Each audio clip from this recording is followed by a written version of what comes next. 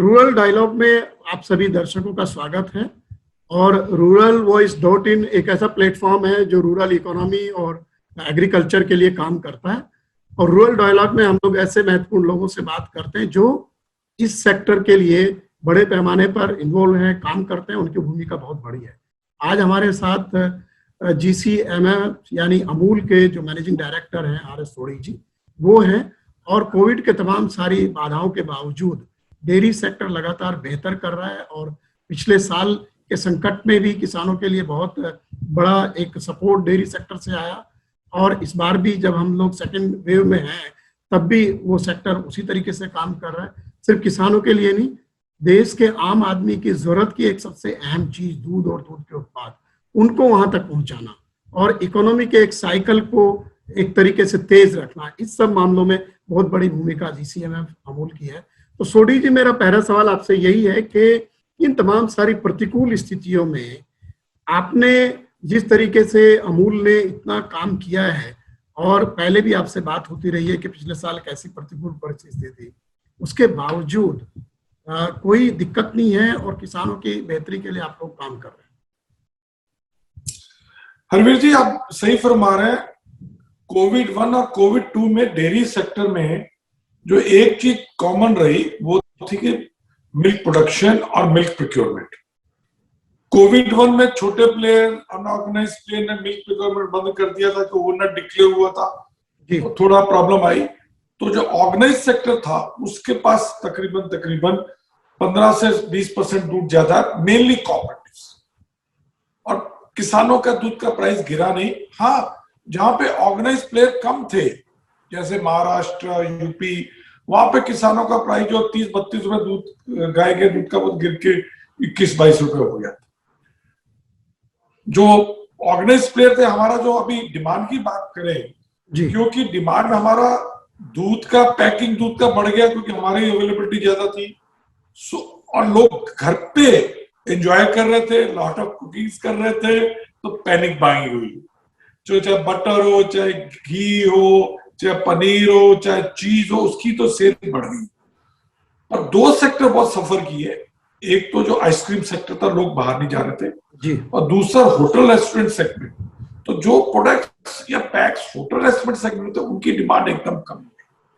चाहे वो दही हो, चाहे दूध हो, चाहे आइसक्रीम हो, चाहे चीज हो, चाहे बड़ा पैक ऑफ पनीर हो, और उसका जितना सेल ना, उसका थोड़ा कंपनसेशन वो कंज्यूमर पैक में मिल गया तो बराबर हो गया, या थोड़ा ज्यादा ही हुआ।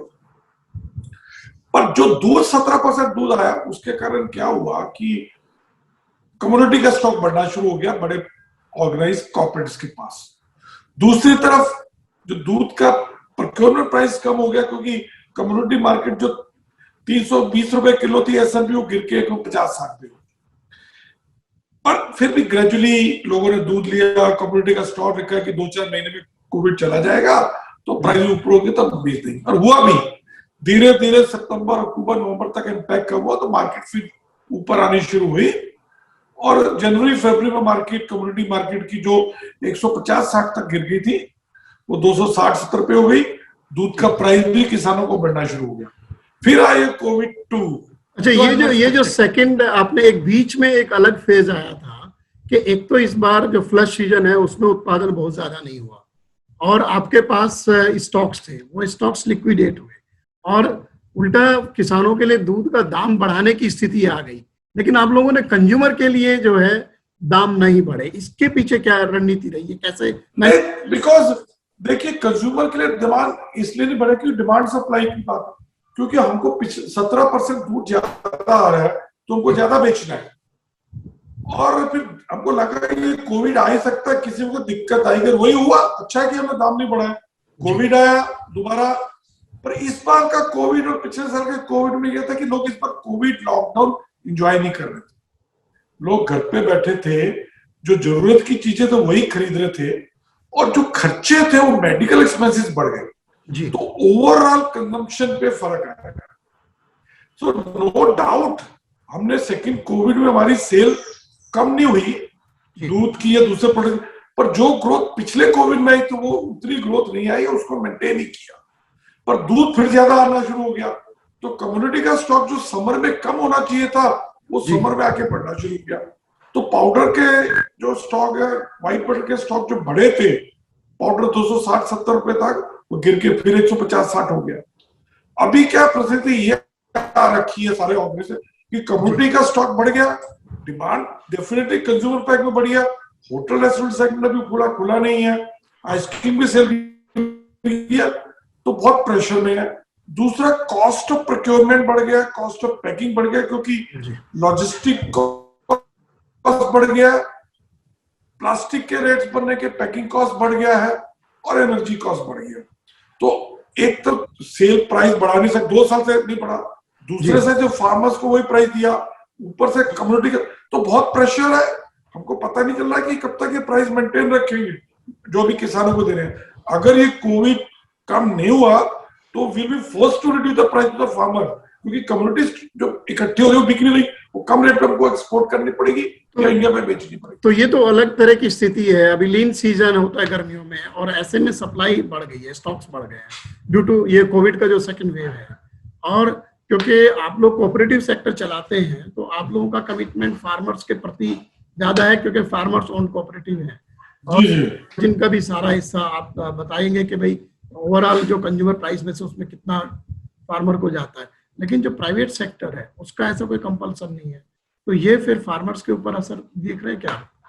डेफिनेटली जो किसानों का दूध का प्राइस महाराष्ट्र में 28-29 तक पहुंच गया था, वो गिर के दोबारा 22-23 रुपए हो गया।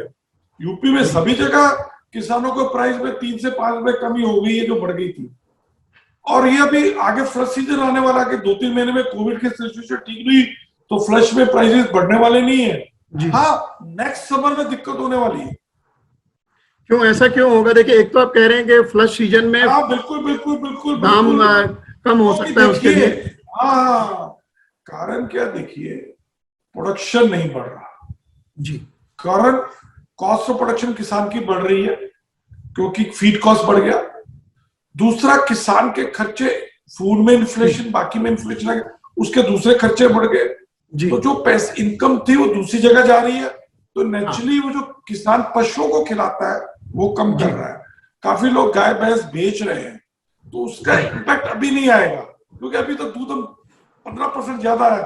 पर जैसे ही डिमांड नॉर्मल होगी और लोग दूध ज्यादा लेने जाएंगे तो दूध कम होगा, तो नेक्स्ट मई जून में आप देखिएगा प्राइस ऊपर जाने शुरू हो जाएंगे।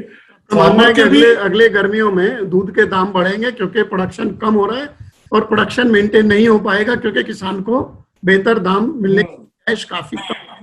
तो ये एक कॉस्ट ऑफ प्रोडक्शन। तो इस बार का जो कोविड है वो किसान के ऊपर प्रतिकूल असर लेके आ रहा है, कंज्यूमर के ऊपर भले ही ना लेके आए। अभी नहीं आ रहा, आने वाले टाइम में आ सकता है। अगर ये फ्लश में अगर आपने अभी ठीक, अगर महीने 2 महीने में कोविड की सिचुएशन नॉर्मल होती, जो धीरे धीरे होती जा रही है, हम देख ही रहे हैं, तो I think with in 3-4 months जो नीचे जा रहा था वो रुक जाएगा, थोड़ा थोड़ा ऊपर जाएगा। तो ये मैं जो आपसे सवाल किया था प्राइवेट डेयरी वालों का, तो उनका क्या हाल है? मतलब इसमें आपका प्राइवेट डेयरी बेचारा, देखिए उनका तो क्या होता है, वो जनरली हम तो जैसे वैल्यूएटेड जनरली कम्युनिटी मार्केट में होते हैं, तो अगर कम्युनिटी के प्राइसेस नीचे गिर गए तो उनको दूध सस्ते में लेना पड़ेगा, और उनकी इतनी पावर भी नहीं होती कि वो स्टॉक बना के रखें कि 3-6 महीने बाद बेचेंगे। तो उस हिसाब से वो जहां पे प्राइवेट सेक्टर ज्यादा, तो बेचारों को, किसानों को भाव कम करना ही पड़ेगा, क्योंकि फिनिश प्रोडक्ट के प्राइसेस कम हो गए। तो अभी अमूल फार्मर्स को रेट मिल रहा है गुजरात में और बाकी जगह, अभी कितना उनको? देखिए, गाय का प्राइस हम दे रहे हैं तकरीबन 28 से 30 रुपए लीटर जी, और जो भैंस का प्राइस है 6% फैट का, वो 41-42 रुपए दे रहे हैं। हाँ, साल के एंड में हम 10% के करीब प्राइस डिफरेंस देते हैं, वो आपको और ऐड करना पड़ेगा फाइनल प्राइस जी। तो अभी इंटरनेशनल मार्केट में क्या स्थिति है? मतलब हमें कुछ से इंपोर्ट का गुंजाइश है? पीछे इंपोर्ट अलाउ किया गया था, आप लोगों ने उसको अपोज भी किया था। हाँ, नहीं, इंपोर्ट का मार्च 2020 में गवर्नमेंट सोच रही थी, पर कोविड आ गया तो मार्केट यहीं पे, क्योंकि प्राइसेस बढ़ने रुकने की बजाय गिर गए थे। अभी भी इंपोर्ट के चांसेस, इंटरनेशनल जो मार्केट है इस वक्त एसएमपी की 200-220 रुपए तक है, और भारत की मार्केट भी इसी के बराबर है या इससे कम है। जो फैट की भी मार्केट 350 पौने 400 है और इंडिया में ही है। तो ना तो इंडिया से एक्सपोर्ट हो रहा है ना इंपोर्ट हो रहा तो है। अभी जो अमूल का लास्ट फाइनेंशियल ईयर में टर्नओवर कितना रहा है और ग्रोथ कैसी रही है? देखिए, अगर आप अमूल ब्रांड का अनडुप्लीकेटेड टर्नओवर की बोले तो 53,000 करोड़ लास्ट 20-21 में रहा है। अच्छा। और ग्रोथ जो हमारे, जैसे मैंने बताया, ज्यादा ग्रोथ थी हमारी, तकरीबन ओवर टर्नओवर में 2-3% ग्रोथ हुआ है, पर कंज्यूमर प्रोडक्ट में 10 से 12% हुआ है। पर हमारा जो कम्युनिटी का स्टॉक रह गया वो भी कैरी फॉरवर्ड किया। और मिल्क प्रोक्यूरमेंट में कितना ग्रोथ है? मिल्क प्रोक्योरमेंट में हमारा 16% ग्रोथ है, तो स्टॉक बढ़ा हुआ है जी। अभी अभी लगभग कितना दूध रोजाना प्रोक्यूर करता है अमूल? हमारा पिछले साल एवरेज 250 लाख लीटर प्रतिदिन रहा। आज की तारीख में भी इतना आ ही रहा है। अभी धीरे धीरे थोड़ा सा कम होकर फिर बढ़ना शुरू हो जाएगा। तो अभी जैसे वर्ल्ड मिल्क डे गया है, हम लोग दुनिया के सबसे बड़े मिल्क प्रोड्यूसर हैं, तो कहाँ अभी हम लोगों का जो, दो चीजें मुझे बताइए कि एक तो ओवरऑल हम कितना दूध उत्पादन करते हैं और उसका वैल्यू क्या है, और जीडीपी में कहाँ उसका हिस्सा बनता है? देखिए, भारत का टोटल जो मिल्क प्रोडक्शन है वो तकरीबन 200 मिलियन मीट्रिक टन है। अच्छा। ठीक है, जिसकी वैल्यू तकरीबन 9 लाख करोड़। अच्छा।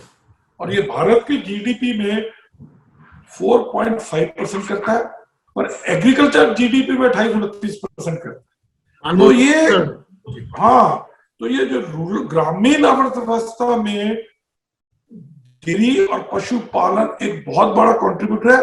क्योंकि डिफरेंस ये है कि डेयरी में कि काफी सस्टेनेबल है, किसान को डेली इनकम होती है, और ग्रेजुअली प्रोडक्शन भी बढ़ रहा है तकरीबन 4.52% पर एनम, और किसी में नहीं बढ़ रहा। एग्रीकल्चर में इस साल हम बोलते हैं 3% बढ़ा, पर अगर डेयरी का देखें तो पिछले 20 सालों से 4.5-5% बढ़ रहा है, और डिमांड भी बढ़ती जा रही है। तो दोनों एक साथ चलते जा रहे हैं। तो इस हिसाब से फ्यूचर में अगर आपको ग्रामीण भारत की बात करें तो डेयरी बहुत डिपेंडेबल और सस्टेनेबल सोर्स ऑफ इनकम रहने वाला। ये एक, अब जैसे आपने कहा कि करीब 10 करोड़ किसान है, 9 लाख करोड़ का करीब है दूध का उत्पादन होता है, जीडीपी में उसका शेयर 4.5% है।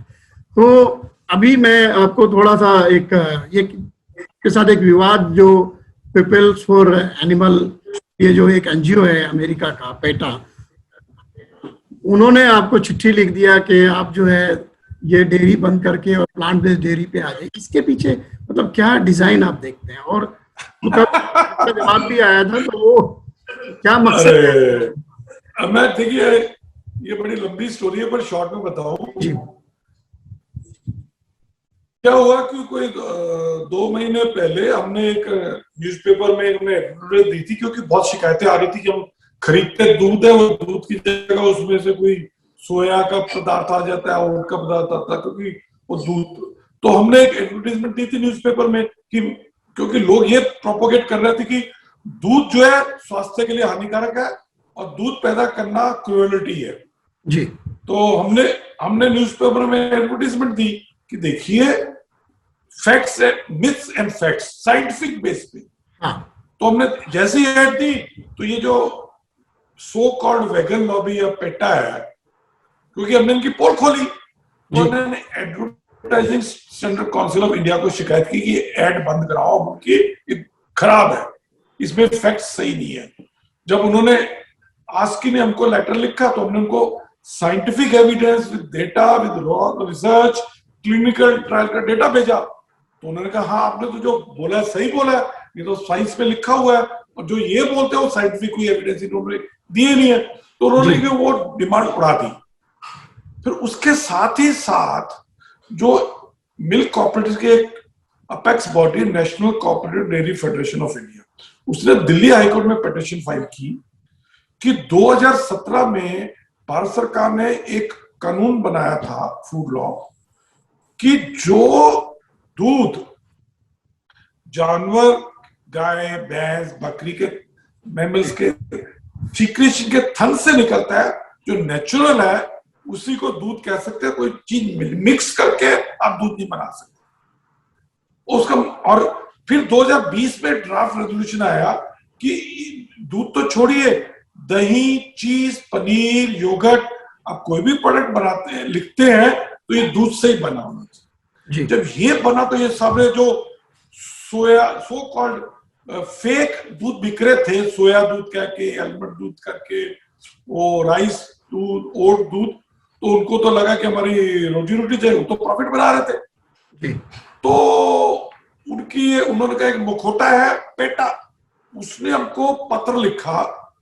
देखिए, वो पत्र हमारे पास तो 4 दिन पहले आया, मीडिया को पहले मिल गया, 4 पेज का जी। और हमने अनसॉलिसिटेड एडवाइस कि जैसे सबसे बड़ी मार्केटिंग कंपनियों, दुनिया भर की नॉलेज हो, दुनिया भर का डेटा कि फलाने कंट्री में इस मल्टीनेशनल ने इस मल्टीनेशनल से दूध के बजाय वेगन प्रोडक्ट्स में चलेंगे, तो अमूल को भी ये दूध का धंधा शिफ्ट करना चाहिए। अपने खर्चे से, रिसोर्सेज से पूरा इंफ्रास्ट्रक्चर बनाया, 80-90 प्लांट बनाया। आप कहते हैं वो दूध बंद करके आपके वेगन प्रोडक्ट में जाए, तो ये जो भारत के 10 करोड़ पशुपालक है वो बेचारे क्या करेंगे? और उसमें से 70% तो भूमिहीन है, तो वो क्या करेंगे? वो अपने रोजगार, अपना जीविका कैसे चलाएंगे? बच्चों की फीस कैसे देंगे? और फिर हमने बोला कि आप बोलते हो कि दूध सेहत के लिए हानिकारक है, तो आप कोई साइंटिफिक एविडेंस दीजिए। दूध में जो प्रोटीन है, जो फैट है, जो नेचुरल विटामिन्स है, जो लैक्टोज है, जो ब्रेन, वो आपके किसी भी ये वेगन प्रोडक्ट में है। और वेगन प्रोडक्ट दूध से 3-4 गुना ज्यादा बेच रहे हो आप। तो ये देखिए, वेगन प्रोडक्ट क्या, आप उसका पैक देखेंगे ना, उस पे लिखा रहता है दुनिया भर के, it is nothing but lab manufacturing factory product, little bit of genetically modified soya जी, and with lot of emulsifier, synthetic color और chemically vitaminized, not natural, जो बॉडी एडजस्ट पूरी अब्सॉर्ब ही नहीं कर सकती, और वो भी 3-4 गुना पे। तो बेसिकली ये प्रोडक्ट मल्टीनेशनल्स के होते हैं ताकि 3-4-5 गुना प्रॉफिट कमाया जा सके। और ये जो 9 लाख करोड़ की पैसा अभी भारत के गांव में जा रहा है, अगर कल को आप सोचिए जेनेटिकली मॉडिफाइड आपने सोया का दूध अलाउ कर दिया, पैसा कहां जाएगा? भारत की ग्रामीण व्यवस्था में कि जिस देश से आया वहां जाएगा, या ओट या आलमंड। तो नेचुरली इनको दर्द हुआ, और फिर दुनिया भर की हमने तो एडवाइस दी थी। अरे भाई, आपके पास गया कौन था एडवाइस लेने? देखिए, अमूल भारत की इतनी बड़ी फूड कंपनी है, हमारे पास हजारों लोग हैं, 100 से ज्यादा साइंटिस्ट है, हमको रिसर्च मार्केटिंग के बेस्ट एक्सपर्ट है, हमको मालूम है विश्व में कहाँ क्या ट्रेंड चल रहा है। हम मूर्ख है? $7 बिलियन की कंपनी, हमको पता नहीं दुनिया में क्या हो रहा है। वो हमको बता रहे हैं, ग्राफ बता रहे हैं, देखिए ये हो रहा है, ये हो रहा है, ये हो रहा है, जैसे हमको मालूम ही नहीं है। तो ये बेसिकली ये जो एनजीओ होते हैं, ये तो मुखौटा है। हाँ, इसलिए पूछिए आपका पैसा कहां से आ रहा है ये सब प्रोपेगेंडा करने का? तो वो इन कंपनियों के लिए लॉबिंग का एक एजेंडा है। तो एक सोडी जी, ये बताइए कि आप करोड़ों फार्मर्स से डील करते हैं, आपका ऑर्गेनाइजेशन, आपका इतना लंबा अनुभव है, किसानों की आमदनी के ऊपर एक बड़ा संकट है, डेयरी सेक्टर उनको बेहतर दे रहा है, और देश में इसको लेकर के किसानों का आंदोलन भी चल रहा है। तो आप ऐसी परिस्थिति में क्या एडवाइस देना चाहेंगे कि किस तरीके से इस संकट से बाहर निकला जाए, जिससे कि किसानों को ज्यादा सेटिस्फाई किया जाए और उनकी आमदनी भी बढ़ जाए? देखिए, जहां तक किसानों की जीविका या आमदनी की बात है, मैं बिल्कुल एग्री करता हूं कि भारत में किसानों को पिछले 50-60 साल में न्याय नहीं मिला। ग्रामीण परिवार की इनकम और अर्बन परिवार की इनकम में डिफरेंस बढ़ता जा रहा है, और जो किसान को जो रिसोर्सेज लगाता है, जो मेहनत करता है, उसके हिसाब से इनकम नहीं होती। पर उसके कारण भी है क्योंकि हम जो पुरानी सिस्टम है उसको बदलना नहीं चाहते। अभी भी हम वही प्रोडक्ट, इतना प्रोटेक्टेड हम एग्रीकल्चर करते जा रहे हैं, और वही चीज प्रोड्यूस करना चाहते हैं जो मार्केट को जरूरत है कि नहीं। तो पहली बात तो मैं ये कहूंगा कि पर्सनली मैं एमएसपी के फेवर में बिल्कुल नहीं जी, क्योंकि आपको मार्केट ओरिएंटेड कुछ भी प्रोडक्शन करो, उसके मार्केट ओरिएंटेड होना चाहिए। या डेफिनेटली आप उसके लिए इंफ्रास्ट्रक्चर दो, मार्केटिंग का इंफ्रास्ट्रक्चर दो, रिसोर्सेज, इनपुट्स। और दूसरा क्या, देखिए भारत, अभी देखिए फूड के मामले में किस चीज की डिमांड बढ़ रही है? कार्बोहाइड्रेट्स की डिमांड नहीं बढ़ रही है। अब कितना आप चावल और गेहूं पैदा करेंगे, और एक्सपोर्ट मार्केट तो नीचे है। तो ये थोड़ा समय इसमें थोड़ा सा कम रह गया छोड़ी जी, तो आपका कहना है कि उनको डाइवर्सिफाई करना चाहिए और वैल्यू एडिड जो बिल्कुल मार्केट के डिमांड के हिसाब से वहां पे जाना चाहिए। वाले इंपोर्ट करते हैं, बनाइए पशु डेयरी प्रोडक्ट्स, पोल्ट्री की डिमांड बढ़ी है वो प्रोड्यूस कीजिए, आपको एमएसपी जरूरत नहीं पड़ेगी।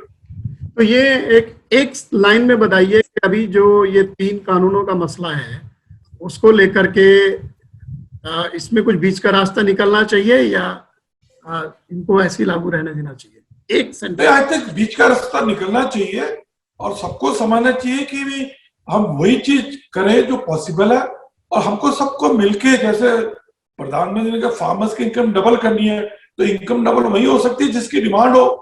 हाँ, उसमें आप मार्केट एक्सेस दीजिए, छोटे, मैं तो कहता हूं कि एपीएम की इसी की जगह एसएमएस, जो एसएमई सेक्टर है उसको बोलो कि गांव में जाके ये प्रोक्योरमेंट शुरू करें। तो ये छोड़ी जी, आपने तमाम सारे मसलों को टच किया, बेटा वाले विवाद को भी, देश के प्रोडक्शन को भी, और आगे की तस्वीर भी बता दी देश की डेयरी इंडस्ट्री किस तरीके का हो सकता है और कोविड के चैलेंज में आप लोग कैसे काम कर पा रहे हैं और फिर भी किसानों के फाइनेंशियली स्ट्रॉन्ग कर रहे हैं।